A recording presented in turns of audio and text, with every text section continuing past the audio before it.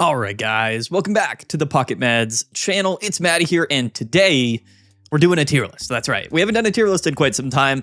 Fantastical Parade came out about a week ago, a little less than a week ago, so about time for us to rank all of the decks here in the new metagame. You guys probably saw the results of our tournament this past weekend on Meta Monday's video yesterday. If not, go check it out. This tier list is going to be more of a predictive tier list. We're going to be ranking these decks based on how well I believe they are going to be performing here for the next week or two, basically from now up until when ranked releases, and then I'll do another tier list for ranked specifically. But we have about 25, 23, maybe 24 decks. I don't know. I forgot to count here on the tier list. These are the most prominent decks in the metagame right now, the most relevant decks. If a deck isn't on this tier list, that doesn't mean it's not good. Just means people are either not playing it or it hasn't performed well in tournaments, and that's why it's maybe not on the tier list. So that's the stipulations. You can use the timestamps down in the description below to navigate throughout the video. Don't forget to like and subscribe, and don't forget to register for PMPT number 19. Of course, the second tournament of this new season is this weekend on Saturday noontime Eastern. So go ahead, go register. Link down in the description below. Let's get right into it. Again, we're not going to really do this in any order per se. Also, I just want to let people know that if I put a deck in like B tier or C tier, that doesn't mean they're like bad decks. These are effectively all of the best decks in the game. So if a deck is even on the tier list, that means that it's reasonably strong in terms of being a good deck. So comment down below, let me know what you guys think. Let's get into it. The first deck that we're going to do today is Mega Altaria. We actually only have Mega Altaria. Well, we have it on here twice because right now I think there's two ways that people are playing Altaria predominantly. That's just going to be the standard version of Altaria with Chingling. Sometimes they play Indeedee, sometimes they don't. Limitless does actually categorize Mega Altaria differently, whether or not they're playing Indeedee or not. But I think that they're predominantly the same deck because most times they're just playing one Indeedee or not. So I mean, we're just going to do it as one archetype here, and that is Mega Altaria with Chingling. And I think that is the most prominent additional card to this particular archetype. I think that Chingling is very, very good.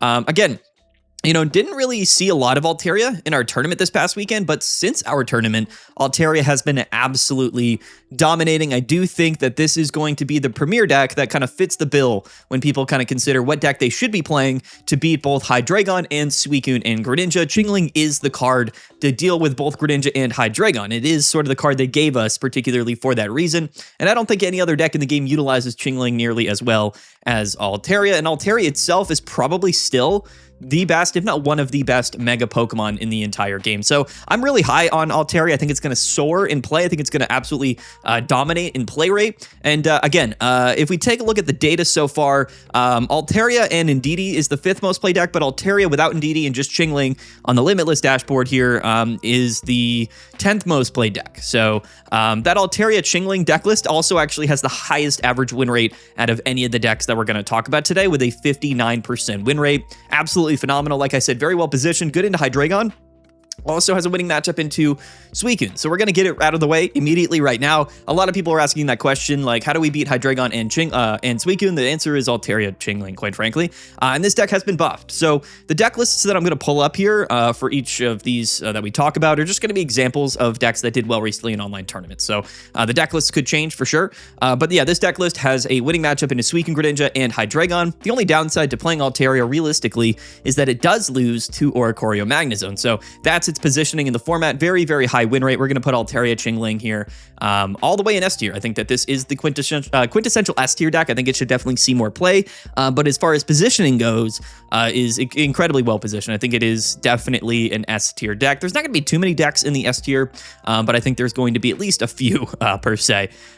Next up is going to be Buzzwole. So here's the thing with Buzzwole. Again, Limitless does split it up into two different archetypes. Buzzwole split between whether or not you're playing double Pheromosa or one Pheromosa, one Kartana, things like that. We're just going to package it all into one deck because they do function differently, but for the most part, Buzzwole is just Grass, Ultra Beast, right? So only one of them here on the tier list, and this kind of combines them both. They're both operating on average at about a 50% win rate so far this season. I think that Buzzwole is a good deck, and I think it has been improved by a couple of things, namely the new Stadium card. Copycat is an inclusion that came out ever since, or I guess after people stopped playing Buzzwole, so it's kind of come back to the metagame a little bit. Does have a good matchup into Hydreigon. It is the 15th and 17th most played deck, so if you average that, I suppose, or if you combine them, I guess it would probably be a top 10 most played deck right now. And I do like Buzzwole. I don't think I love it enough to consider it like a top tier meta contender. I just think that with Mega Pokemon out, there's just a lot to Buzzwole that is a benefit, but also a bit of a deterrent, I think, right? So this is a deck that's not going to really take over the metagame, but I think could be uniquely well positioned. It always struggles. The thing about Buzzwole Pheromosa and Buzzwole Kartana, Grass Ultra Beast, is that it really is something that's going to struggle into most things that aren't like dark type, right? So when we take a look at its win rates here, very, very bad win rates into Altaria, very bad win rates into like Greninja or Oricorio, and it has also struggled tremendously into Suicune. So that is sort of the big reason why Buzzwole ever stopped seeing play, quite frankly, is because it was really, really poor into Suicune and Greninja. And I think that's still kind of a factor here with Buzzwole. It's going to do really well into all of those dark type decks, which again, I think moving forward, Suicune will see more play, Altaria will see more play, Hydreigon will likely even out. So for that reason, I don't think Buzzwole is going to be super prominent in the metagame. But if the meta was ever entirely dominated by things that aren't Suicune or Altaria, I think that Buzzwole would have a really good shot. Again, just something that is really going to struggle in those particular matchups, which I think is going to hold it back a little bit for this tier list. I'm going to put Buzzwole B tier. Again, really volatile matchup spreads here. A decent overall win rate, but really, really good into some decks, but really poor into other decks. And some of those decks that it struggles with are, in fact, very, very popular. Namely, like I said, Suicune, Greninja, and Altaria. So Buzzwole is going to go right here, B tier. I think that's a solid placement, at least right now for Buzzwole, but it might just fall off the map. Like I said, if Altaria and Suicune, become default decks, which they will be, they're very, very popular. Buzzwole just really doesn't have a great position against a lot of the decks in the metagame. So Buzzwole's going to go right there, the B tier, but it could fall off pretty dramatically. Next up is Suicune and Greninja. I know a lot of people are going to be maybe confused about my perception of this deck list because it keeps winning. A lot of players and a lot of people that watch the content, they put a lot of weight into what decks actually get like first place. And I always try to tell people like the actual top of the standings isn't really the only thing you should be looking at. There's a lot of extra data that goes on. Suicune did win and not only won, but got also second place. So both decks in grand finals this weekend at PMPT number 18 were Suicune and Greninja, which again is something we have to consider. Moving forward, I think a lot more people will play Suicune, and I still think that this is a top tier deck list. But keep in mind, there's so much stuff in the game. I can't in good conscience sit here and tell you Suicune Greninja is like the best deck in the game, because there are so many things in the game that beat Suicune and Greninja. It really is something that has a ton of counterplay to it. Greninja decks slow it down, Altaria can slow it down, there's still Decidueye, there's still Venusaur, things like that. Some of the Oricorio decks, specifically Magnezone Oricorio, has a winning matchup. Protective Poncho has now entered the metagame as well. So I just don't think Suicune and Greninja is as good as some people think it is. I just think that it beats Hydreigon pretty handedly. And I think Hydreigon kind of just handed it the victory. Basically, the last like 5 PMPT tournaments that Suicune's won has been just purely because of Hydreigon. So that's sort of the opinion here, which again is a valuable thing. So I'm not going to downplay Suicune and Greninja. I'm not going to sit here and tell you that it's not a really good deck, but I don't think it's like a top 1 or top 2 deck. I would kind of put it like 3rd or 4th right now in the metagame. So now it's really just a distinction of whether I want to put it S tier along with 3 or 4 other decks, or whether or not I want to separate it and kind of put it into the A tier. Suicune Greninja, the 4th most played deck so far this season, 51% win rate. So again, like not that incredible. Definitely still a really solid deck. I think it'll continue to perform. It should continue to see play. And I do think that the good thing about Suicune and Greninja, and a reason why it's going to continue to be relevant, is not just so because of its matchup in Hydreigon, but also because high-level players do feel an affinity towards this deck list, right? So the better the player, the better Suicune and Greninja is going to perform, because high-level players feel obligated to play a deck list like this because it involves a little bit more skill, a little bit more decision-making. And I think that always does well for Suicune and Greninja. But again, it also is only 5% of the total meta share this season, and that is absolutely staggering when you consider what Suicune and Greninja has been like, for the last like 3 or 4 months. Suicune and Greninja is going A tier. It's not going S tier, but it will be right there. It's going to be at the very, very top of A tier. And again, guys, like the difference between S tier and A tier is quite small. And then the difference between like A and B tier is going to be, pretty slim as well. So we got to be exclusive, at least with the S tier, which we will be, I think, this week and on this tier list. So Suicune Greninja going A tier, it'll be like right at the top of A tier. But again, so many things in the game are strong. And Suicune and Greninja, I just can't, in good faith, put this in S tier with something like Altaria, which I really do think is a clear separation from basically every other deck right now in the metagame. Next up is going to be Greninja Oricorio, which has been updated. Greninja Oricorio always slides in at the beginning of the season. It's a very, very distinct deck that has really great matchups into some things and really poor matchups into other things. It is actually the second most played deck this season, and I think a big reason for that is a lot of people just teching in one Mega Kangaskhan to this deck list. You can still play Pichu and Oricorio, so it's a way to play Greninja and Oricorio while also kind of playing Turbo Kangaskhan in the same deck. It's a very good deck list. Its average win rate here is about 51%. It's about 7% of the total meta share so far this season, so that is somewhat respectable at that play rate. Of course, the more a deck sees play, the closer it will fall to about 50% because it plays itself more often. But anyway, I think that this is also a solid choice. But again, looking forward in the metagame, is this a deck that's going to continue to see that much play, right? Because there's just a lot of other ways that people are playing Kangaskhan, and I think right now, at least with how many people are playing Hydreigon, I don't feel like super confident that Greninja Oricorio will continue to be that well positioned moving forward. I do think it's a deck that really capitalizes on suboptimal deck lists where people are trying to play all of the new EX Pokemon and now Mega Pokemon. I think that's sort of where it kind of performs well. It'll dip down for a couple of weeks, I'm sure, and then kind of rise back up at some point in the season. But anybody that's watched my channel knows that I put Greninja Oricorio like S tier or A tier rather. It's either A or B tier throughout the whole season, even if it's not seeing that much play. And I think the same way about it right now is I think it's going to be like a mid to low A tier choice. So we're going to put it A tier. The A tier is probably going to be pretty full of decks on this tier list, if I'm being honest with you. All right.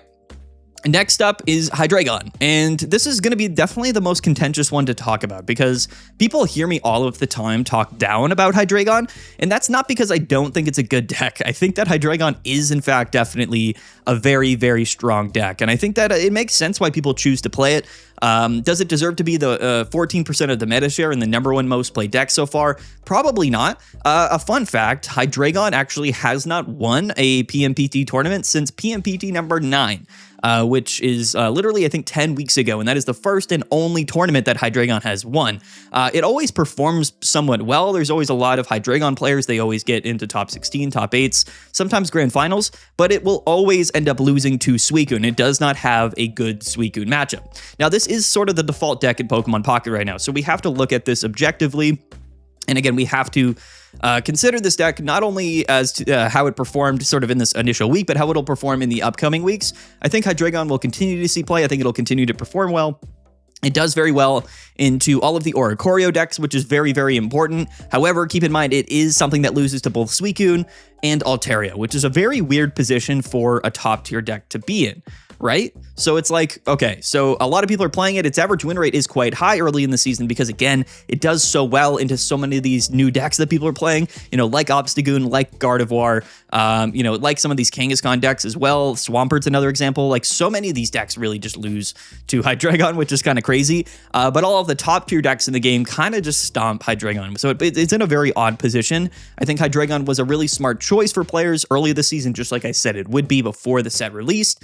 But I really don't think that Hydreigon is an S tier deck. Again, it loses to Suicune, it loses to Altaria. Those are two decks that will be on the rise, especially after Suicune won the tournament, and Altaria's been winning a bunch of tournaments since our tournament this past weekend. So Hydreigon here is going to go A tier rather. I'm going to put it like probably middle high A tier. I think it is going to stay below Suicune, but will definitely continue to be a strong option. Again, you can take a look at the win rate here and think, well, it deserves to be higher. But then again, like, you know, if a high average win rate doesn't translate to winning tournaments, then does it really matter, right? The whole purpose is to be something that is positioned to win. Suicune very well positioned to win right now. Altaria is well positioned to win.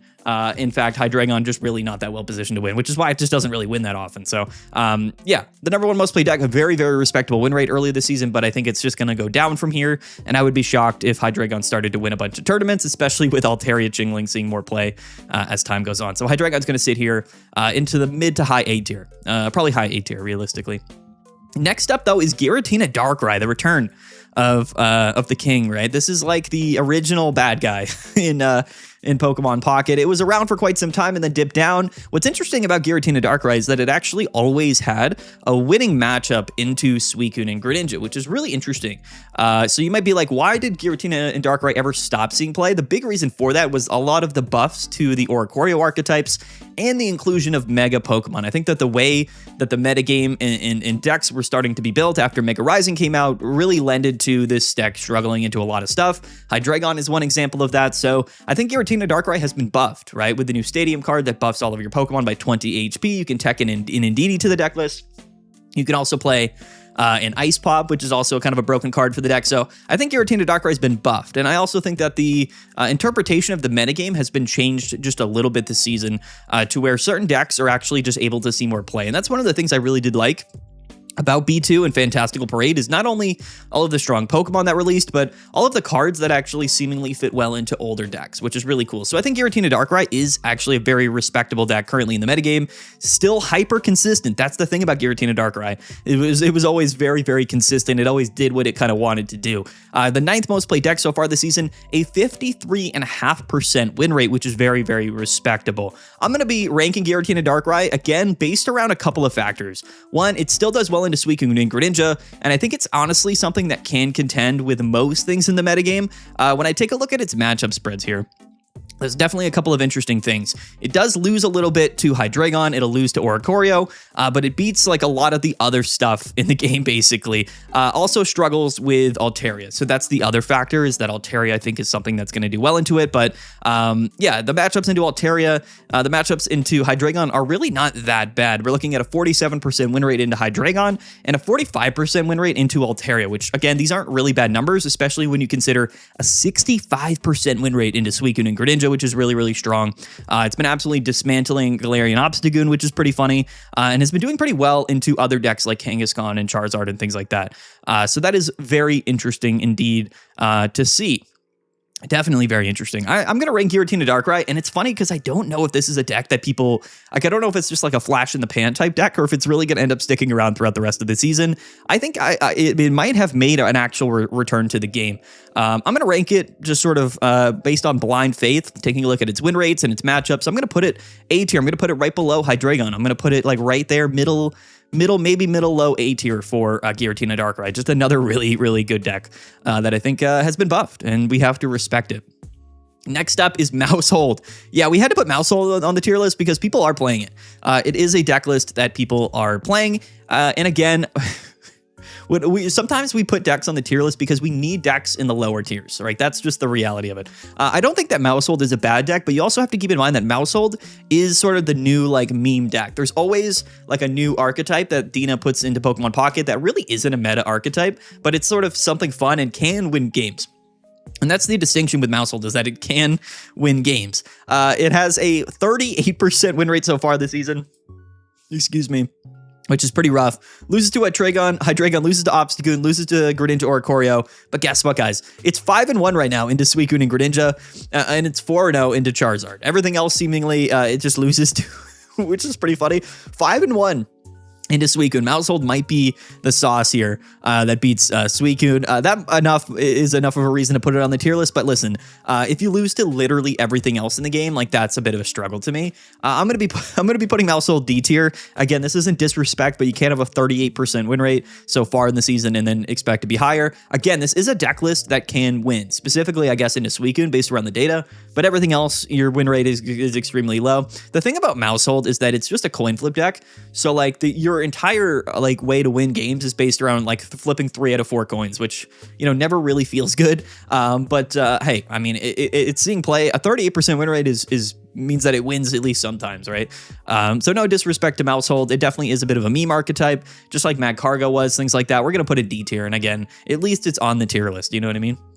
At least it is on the tier list. Okay, next up is Galarian Obstagoon, which is a very interesting deck list. A deck that I actually think is extremely strong, but unfortunately, very, very not well positioned against a couple of decks that, of course, you know, see a lot of play in the metagame. I think that Obstagoon does one thing really well, which is come in on Mega Pokemon and discard their energies, and then you can kind of just use that momentum to win the game. Now, the unfortunate thing about Obstagoon is that a lot of the most popular decks in the game right now are playing additional like energy acceleration, right? So you have ways to pile up energies on your Pokemon, like Kangaskhan is playing baby Pokemon, like Manaphy and water type decks. Hydreigon doesn't even have energies when it attacks. Like, quite frankly, Hydreigon is like the reason why Galarian Obstagoon, I think, has struggled in the last, 3 or 4 days. This deck came out on the first day or two of the season and just stomped all of these decks. And then people are like, we need to play Hydreigon. So I think that's a big reason why Galarian Obstagoon has struggled recently. Very poor into Hydreigon. Doesn't love the Suicune matchup as well, and also really, really loses to like the Chingling Altaria decks. So again, those are like the 3 best decks in the game. Galarian Obstagoon, very strong, but just a losing matchup into basically every deck that is like relevant or was relevant and is now seeing a bunch more play. So unfortunately for Obstagoon, very not well positioned, but a very strong deck in terms of its ability to just win some matchups. Like some decks just can't beat Obstagoon because they don't have an ability to get around. They don't have the ability to get around the energy discards. You know what I mean? So that's what it comes down to. Like, can your opponent like deal with getting their energy discarded or not? That's kind of all it comes down to. Galarian Obstagoon here, I think, is definitely like a C tier deck. Again, very strong deck, but just very well or very not well positioned in the current metagame. It is actually I think it's the 3rd most played deck this season. Again, that's going to drop down and play a ton, and it's got a 45% win rate, which again is not great again, but also a lot higher than some of the other decks on the tier list. We're going to put it C tier, which I think is a fine placement for Obstagoon, I think. There we go. 3rd place. Next up, what do we got? We got Magnezone Oricorio. So let's talk about Magcorio, because I still think Magcorio is one of the most important decks in the entire game. The 11th most played deck so far this season, so not many people are playing Magnezone Oricorio here in the early season. A lot of people playing Oricorio with like Greninja, playing it with Kangaskhan, but guess what, guys? Magnezone Oricorio here, 57% win rate, the 2nd highest out of any of the decks here in this video. The matchup spreads for Magnezone Oricorio always going to be very, very respectable. Now, unfortunately, you are going to lose to Hydreigon, but you're going to do really, really well into basically every other deck in the entire game. The only deck you don't beat is Hydreigon, and I guess, in fact, you also struggle with Obstagoon, although that's probably not that big of a factor, quite frankly. We beat Altaria very well. We beat the Kangaskhan decks very, very well. We beat Suicune quite well. Everything is going for Magnezone, other than the fact that it loses to Hydreigon, which again, is definitely a factor, but again, that average win rate tells me that Magnezone Oricorio is still a top tier contender. And honestly, guys, I do believe that this is another S tier deck. Like it's in the S tier for basically like the opposite reasons of Altaria. Altaria absolutely dominates into Hydreigon, whereas Magnezone Oricorio just loses to Hydreigon, but it beats everything else. So it's very different from Altaria. But here's the thing: Magnezone actually destroys Altaria, which is really funny. Definitely still like the #1 like counter meta deck in the entire game, and I think that this is definitely an S tier deck. It's going to rise in play. I would not be surprised if it won a couple of tournaments, right? Because what always happens is that Hydreigon and Suicune end up sort of taking over the metagames, and then Altaria comes in, absolutely stomps both of them, and then eventually the Altarias end up losing to Magnezone Oricorio, and then Hydreigon comes back into the metagame, which allows Suicune to win, and then the cycle continues. And we've been seeing that really for the last couple of months. I think Magnezone Oricorio is still a top tier contender. Now, on a ranked tier list, that might be a little bit different, but there's no ranked season right now. This is tournament play. This is actual competitive Pokemon Pocket. Magnezone Oricorio, definitely a very, very strong choice, especially since I think Hydreigon will definitely decline in play over the next few weeks. Okay, let's get into new archetypes, because to be fair, there's a lot of new decks on this tier list. We've just really yet to get to many of them. So the next deck is going to be Kangaskhan, but this is Kangaskhan with Greninja. And there are a lot of ways that people are playing Kangaskhan. I think we've broken it out into, I believe, 3 different decks. We have Kangaskhan Greninja, we have Turbo Lightning Kangaskhan with Oricorio, and then we have Daycare Kangaskhan. Those are kind of the 3 versions that I think people are playing. Some people are playing Kangaskhan in Magnezone Oricorio, but it's effectively the same deck list, so I'm not going to mention it. Yeah, the first one is going to be Kangaskhan and Greninja, which has actually been a very respectable deck so far. The 13th most played deck this season. That is a 52% win rate. Taking a look at the matchups here, it's actually completely 50-50 so far into Hydreigon, which is impressive. Very good into Greninja Oricorio, struggling a little bit into Altaria and Suicune, but very, very good into most other things, which is pretty impressive. So this is a deck list that I really like. You can play Oricorio in the deck if you want, but then that kind of just turns it into the Greninja Oricorio deck. So this is going to be primarily, let me pull up a deck list so you guys can see it. This is going to be, I don't know exactly. Like, it's tough because there's so many different ways that you can play this. I think that this is basically, at the end of the day, probably still like categorized as Oricorio Greninja, but we're just not playing like double Oricorio, double Pichu. We're kind of a little bit more focused on Kangaskhan. So, okay. So now that I'm taking a look at some example deck lists of this archetype, I do realize that it is effectively the same deck as Greninja Oricorio. It's just maybe less focused around the Greninja Oricorio part. So that might be a little bit confusing, but With that aside, I think that this is still a decent archetype, and I think it's definitely still a solid deck in the metagame. I'm going to be putting this probably high B tier. I'm going to put it just above Buzzwole. Again, very, very similar here. This Kangaskhan deck, very similar to Greninja Oricorio, just slightly changed around a little bit, which again, I think is also an A tier archetype. But again, just looking at the ways that people are building this Greninja Oricorio deck, it seemingly is doing better than this deck. So whatever examples of the deck lists I put up on the screen, just keep in mind that they're very similar, but just a little bit different in some ways. That separation is going to distinctly separate them between A and B tier, I guess, for the sake of this tier list. Next up, though, we have Crobat. Crobat is still, I think, the most underrated deck in the entire game. It is the 28th most played deck so far this season, so not many people playing Crobat. But guess what, guys? It's got a 54% win rate, and I think that Crobat is just sort of the weird cousin to Hydreigon, where it operates very similarly, and in fact does very well in a lot of different matchups. It does well into Suicune and Greninja, and it also does well into some Altaria decks, but at the end of the day, Crobat Poison with Nihilego is also going to be able to deal with Oricorio quite well. So I think the main downside to Crobat, quite frankly, it's just the fact that it's going to struggle to ever see that much play because people are just going to play Hydreigon. Like, you know what I mean? Like, the deck list is effectively the same as, like, if you're just playing Hydreigon with the Poison package, which a lot of people are doing anyway. So why would you play Crobat over Hydreigon? Like, that's the question, isn't it? You know what I mean? So it's always tough. Whenever there's two decks that are very similar on the tier list, but one seeing way more play, then you kind of have to categorize them appropriately. And since Hydreigon is where it is on the tier list, I think that Crobat also has to go below it. So we're just going to put a B tier. Again, very similar to Hydreigon, effectively kind of the same deck. It's just, would you rather play, you know, a little bit more HP, not damage to yourself, a little bit less damage? You know, it plays almost the exact same way. Still a very quality deck list, but we have to rank it appropriately, and I think that B tier is probably fine for something like Crobat EX, which I love. I think it's very underrated. Next up is Gardevoir. And, you know, there's a lot of ways that people are playing Gardevoir. You know, you can play it with Indeedee, you can play it with Meloetta, some people are playing it with Mewtwo. I'm just going to categorize it really all as the same, which is just going to be sort of the Meloetta package with Gardevoir, which I think is kind of the whole concept of Gardevoir. You can pair whatever you want with it, but the entire concept of this deck is to get Gardevoir set up and draw into your Pokemon with Meloetta, go into Gardevoir, and then attack, and then use Diantha to stay alive, and then the active spot. And you just repeat that process, and hopefully you win the game. That's all Gardevoir does, which, to be fair, is actually really, really good into certain things. Like, I told people Gardevoir would be really, really good into some matchups, and really, really bad into other matchups. You have to play something in the deck to deal with Oricorio. That's one of the awkward parts about Gardevoir. You can play one of the non-EX Gardevoirs. You can play like Sableye or Giratina or what's the Xerneas. Like, there's a lot of like single prize psychic Pokemon that can just sort of, you can play in the deck to KO Oricorio, so it's not that big of an issue. You can also play both stadiums. You can play the one, well, you would play the one with free retreat, I think, most prominently.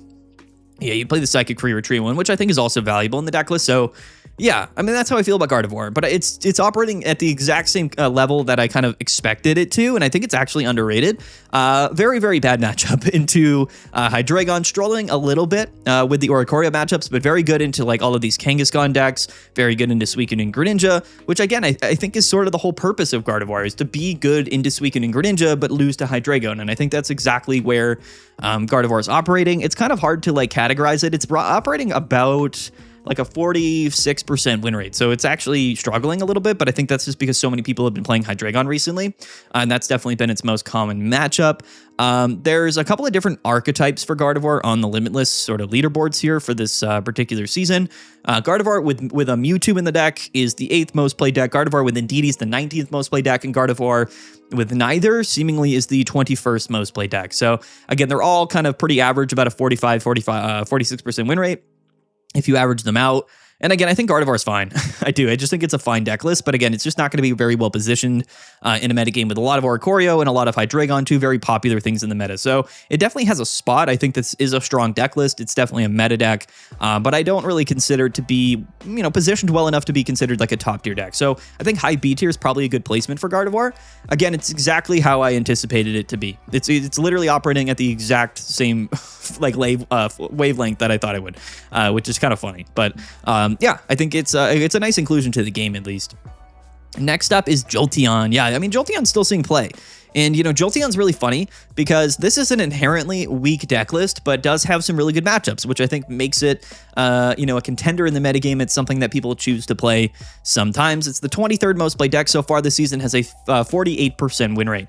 Jolteon traditionally does well into both Hydreigon and does well into Suicune. That's what it does, and then it's just going to lose to basically everything else, which, like, is the hard part about Jolteon, you know what I mean?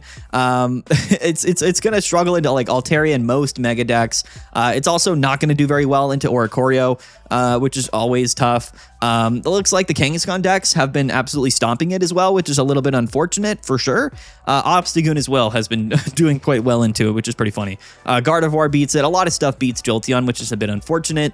Yeah, I mean, that's Giratina Darkrai also beats this deck. So, which you wouldn't think so, but I guess it does, which is crazy, based around the data. So, you know, shout out to Jolteon again. It's going to go in the same place that it's always gone because I don't think much has really changed with the deck, which is definitely just going to be B tier. We're going to put it just like middle of the road, B tier. I'm just going to put it right here in the middle. I'll put it right here. It's a fine deck. It's definitely not all of the decks in B tier are like the same. I'm not going to really organize the tiers themselves too much, but yeah, you know, I mean, shout out to Jolteon. It's exactly how it was the last, you know, season or two.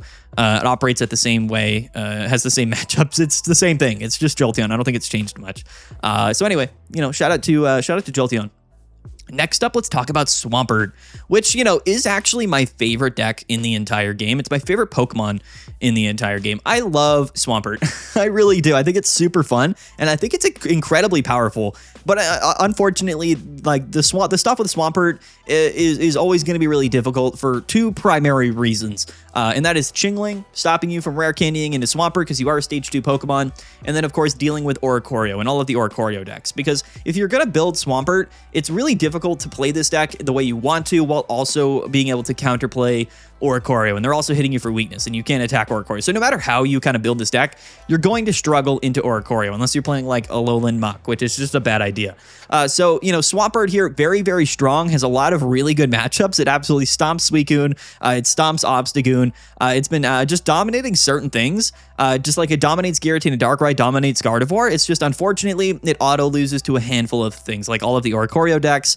And it also doesn't do great into like Altaria because of Chinglings, I guess, is the main reason for that. So very bad matchups into, you know, some prominent things in the metagame, unfortunately. Also really bad into Charizard, you know, because you just get 1-hit KO'd by Charizard. So this is the type of card similar to Gardevoir that has some really, really good matchups, but just some really, really bad matchups. So, you know, unfortunately for Swampert here, we're going to have to put it C tier. I'm going to put it low C tier. I don't think it's D tier. I think it's definitely better than D tier, but unfortunately has struggled here pretty tremendously. The 18th most played deck, about a 42% win rate.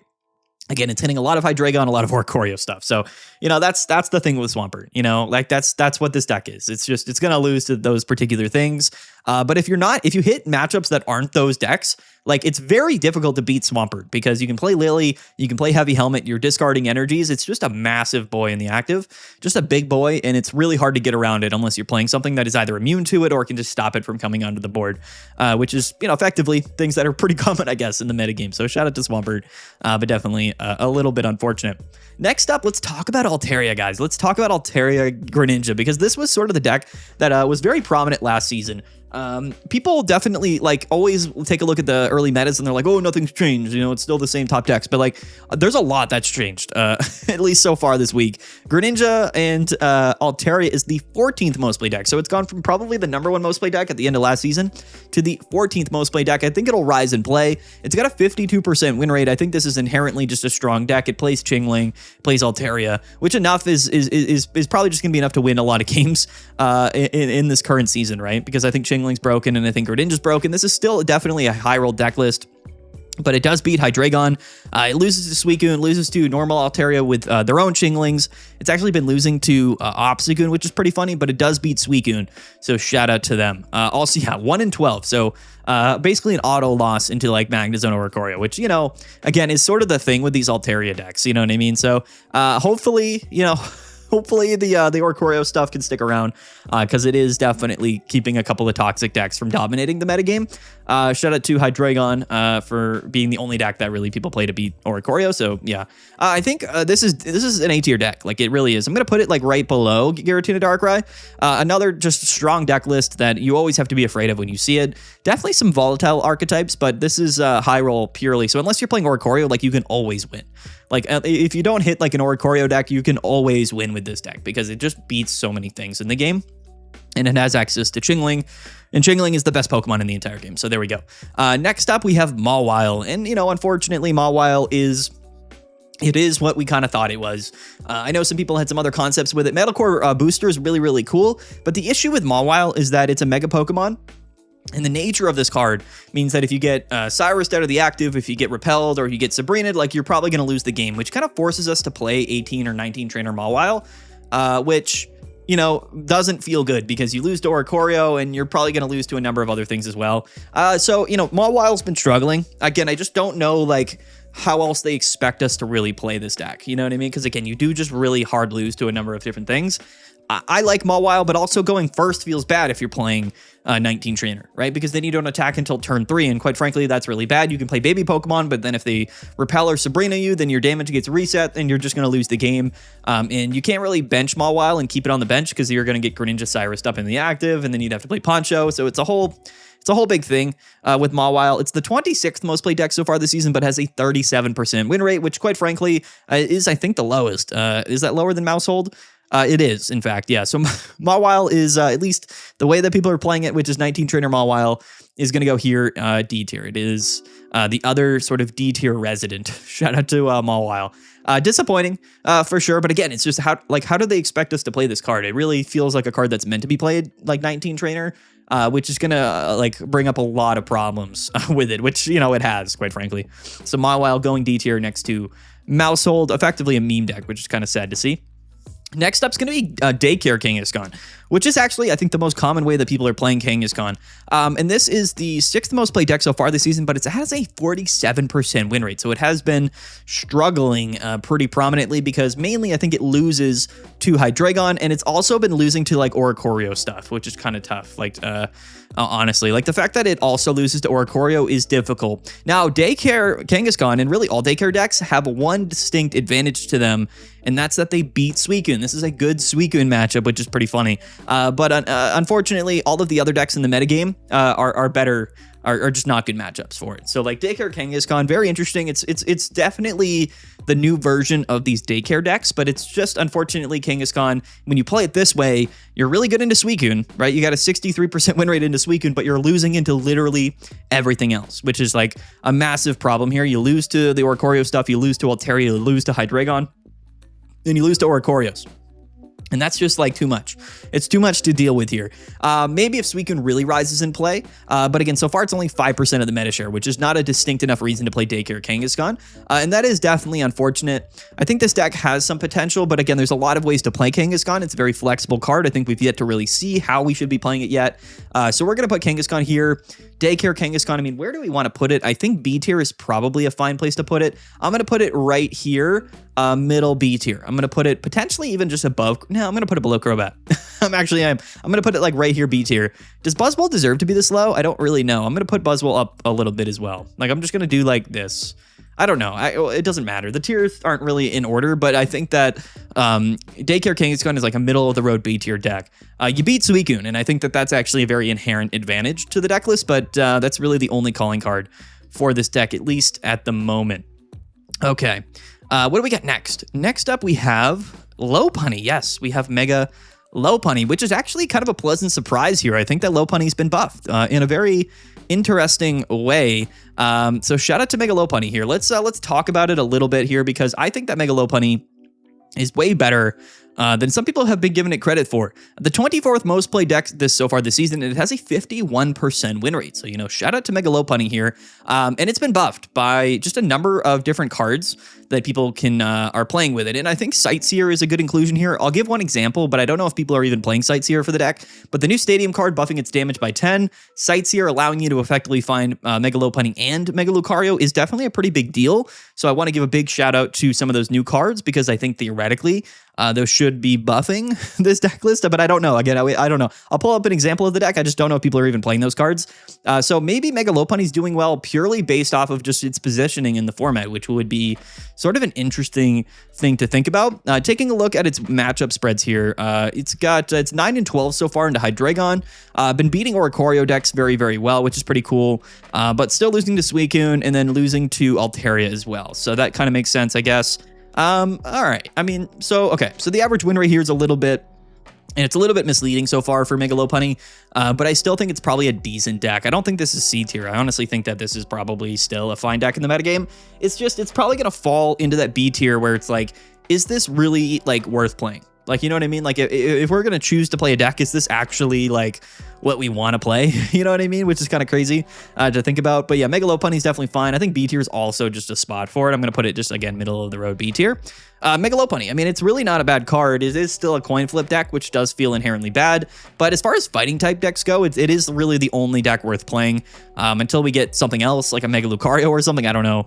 But yeah, Mega Lopunny, definitely not bad. Seemingly somewhat well positioned, but also maybe buffed by some of the new cards. I don't know. It's a good question. It really is.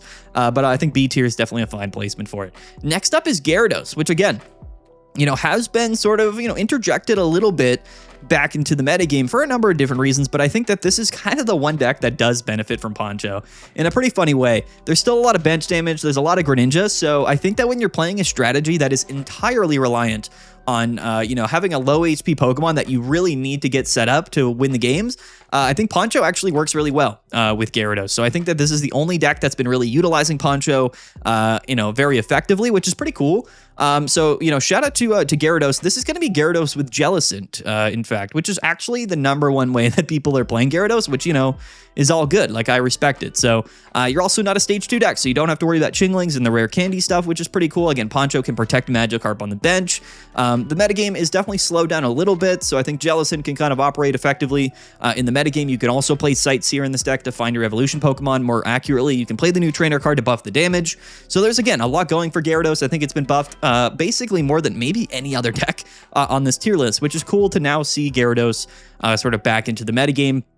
Still struggling with Hydreigon. Most Mega Pokemon are going to struggle with Hydreigon. It really is like the anti-Mega deck. Other than Altaria, Hydreigon seemingly beats like any other Mega Pokemon, just by the inherent nature of the deck list. But doing really well into Altaria, does well into Buzzwole, pretty decent into Suicune, which is pretty cool, and has been doing well into Kangaskhan.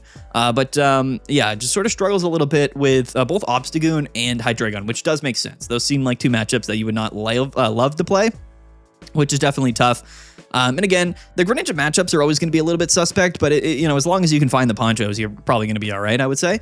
I like Gyarados. Again, it discards 3 cards from your opponent's deck. Like that is enough to be very, very scary. If you don't know what Jellicent does, it takes damage and then generates additional energy. So you kind of just park it in the active, and I guess hope you don't get Sabrina or something, but that's the whole concept with Jellicent. And it kind of forces you to go Jellicent to maybe another Jellicent and then into Gyarados. And if you can't really deal with that Gyarados, you're going to lose. It's probably something that's going to sweep you. So, shout out to Mega Gyarados, definitely buffed. I don't know if it's, buffed enough to be like a legit meta contender in the metagame, but it is definitely a deck list. The 30th most played deck here has a 48% win rate, which is, not terrible. I think B tier is also probably a fine placement. Let's just slap it in here in the B tier, because I think there's a lot of decent decks B tier. These are all like decks that have potential to find a place in the metagame. They're just not proven. They're not proven, and it's really difficult for us to rank them above B tier. Like, you'll notice a lot of the new decks are B tier right now. They just haven't done enough to be categorized any other way.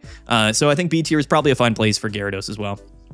Next up is going to be Turbo Kangaskhan or Lightning Kangaskhan, which I do think is probably one of the better ways to play it. Again, like, you can just play it with Oricorio and Greninja, but if you just didn't want to play the Greninja stuff, if you just wanted to play like Pichu and Oricorio, maybe Zeraora and Elemental Switch or whatever, it's just Turbo Lightning Arceus, but instead of Arceus, it's Kangaskhan, which I think is totally fine. I think that this is a deck right now that's kind of getting carried probably just by Oricorio. if I'm being honest with you. I think Oricorio early in seasons is quite strong. Again, this is a deck that hard loses to Hydreigon, and it's also going to struggle against other Oricorio decks, which is a weird place to be.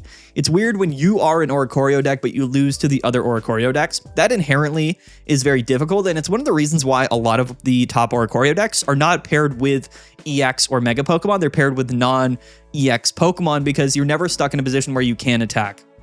And that's very, very important. So when you're playing Oricorio with Kangaskhan and you're playing against other Oricorio decks, you effectively don't have a secondary attacking option. You have to just rely on Oricorio, which means that things like Greninja and things like Magnezone are going to be able to just come in and attack and KO your Oricorios, and the game's over.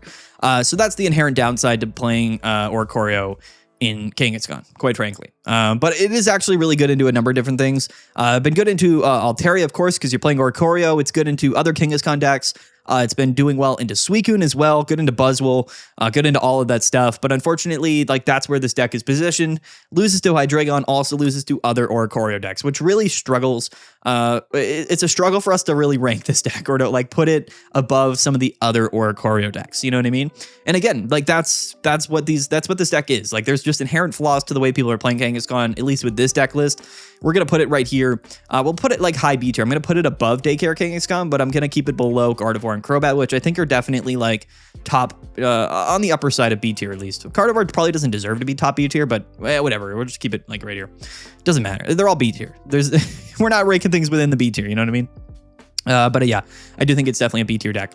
Okay, next up we have Leafeon and Ogerpon, which is an interesting deck list for sure. The 22nd most played deck so far this season. It's got a 46% win rate, so you know it hasn't been performing like super well. But again, this deck does function in one particular way, which is that it beats Hydreigon. So like shout out to this deck for beating Hydreigon. Also going to beat Obstagoon and also beats Giratina Darkrai, which I think is a distinct advantage. Those are the winning matchups for Leafeon and Ogerpon, but unfortunately for this deck is that you lose to basically everything else. You get stomped by Suicune, you get stomped by Altaria, and you're probably also going to lose to the Oricorio deck. So, you know, and we just can't in good faith, again, like rank this deck. It just has, a lot of these decks have inherent downsides that some of these other decks just don't. You know what I mean? Or rather, the downsides just don't necessarily, like their upsides don't outweigh the downsides enough, you know, to play decks like this. And I think that's just where we're at with a lot of these B tier decks, which, you know, spoiler, this deck is going B tier.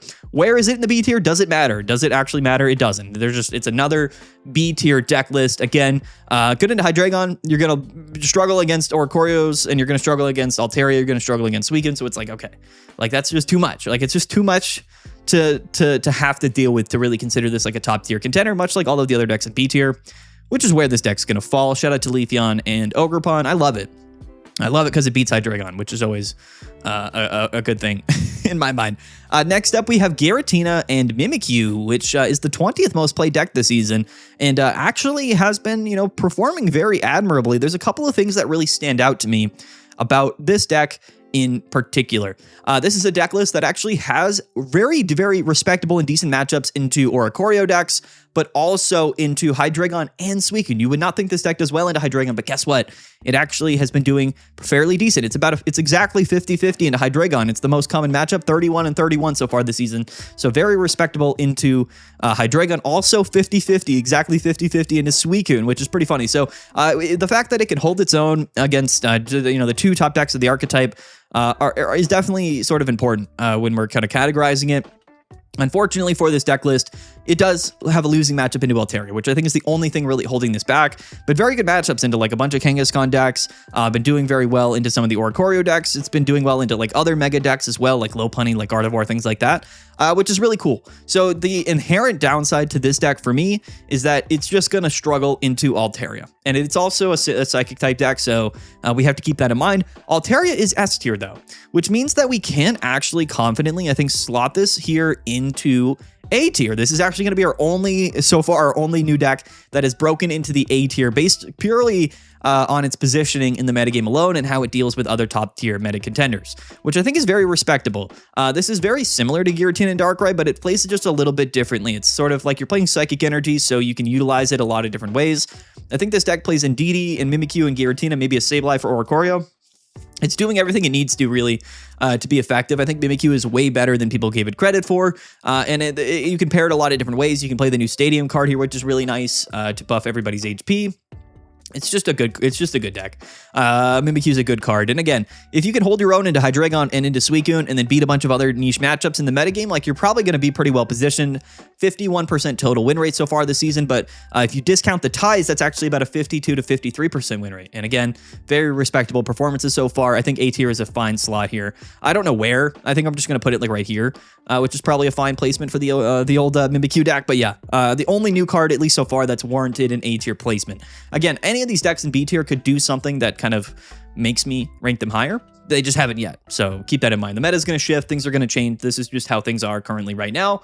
There's been nothing to tell me that any of these decks in B tier are going to rise above B tier. So that's why they're B tier, quite frankly. Next up here and lastly is Charizard, which, you know, is kind of a pleasant surprise for me so far this season.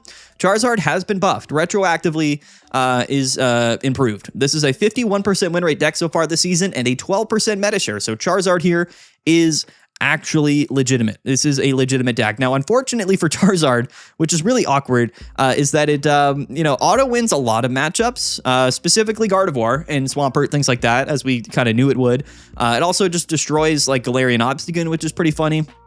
Been struggling into Hydreigon's been struggling into Suicune, and it's going to struggle into Oricorio as well, which are just like inherent things that we just can't. And I think that's the thing with Charizard, and it's always been the thing. It's like, okay, this is a deck that does really well into certain things. It's just, you know, it's a strong deck. Like no one's going to sit here and be like, oh, like Charizard is a weak deck. It's a very strong deck. It just loses to things that are common in the metagame. Like, and it's kind of similar to when it was released last season. It was like, okay, like what is this for? Like, we don't know really. The metagame is not built in a way that's conducive to Charizard, unfortunately. And I think that's also kind of where Charizard is still in the metagame, which is funny. So you're going to lose to a lot of the stuff here in the higher tiers if you're playing Charizard, but you're going to stomp so many things in these lower tiers. Charizard, to me, we'll put it B tier. It doesn't matter where. It's just a B tier deck. We'll just put it right in the middle of B tier. There's so many decks in the B tier. It's kind of a cop-out, quite frankly, but that's the reality of the meta right now. And in the early seasons, we have the standout decks being the best decks in the game, Altaria, and I think Oricorio. Magnezone, the win rate shows that it's probably they're gonna end up winning a bunch of tournaments. These are effectively just the best decks in the game. And then A tier, which are just, you know, also the best decks in the game. Any of these decks could fast track up into the S tier for a week or two and just sort of reign at the top of the metagame. And then we have B tier, which is basically like the meta. Like these are just all of the decks that are real decks, real contenders, could win tournaments, could do well, but just not enough people are ever gonna play any of these decks to probably see them perform high enough to where they're gonna just like end up winning a lot of tournaments. You know what I mean? Like the results of tournaments are oftentimes reflected by whichever decks are seeing play, and all of these decks are also equally decent, and we have so many options that they just are never gonna be like that much played. You know what I mean? Like none of these decks are going to be above 10% of meta share, which means it's really tough for them to break through. C tier, these are decks that inherently just are struggling. They're just like they just like don't do very well into the meta. And then D tier, which are like legitimate meme decks. And that's my tier list. There it is. Comment down below. Let me know what you guys think. I'm sorry if you disagreed with anything, but if you do disagree, be civil, comment down below. Let me know what you guys think. Don't forget to like and subscribe. Stay tuned as well. Don't forget to play in PMPT number 19 this weekend. And yeah, that's it. This is a long video, so I got to edit this. Let's get out of here. Peace out, guys. Have a good one. We'll see you guys later. And yeah.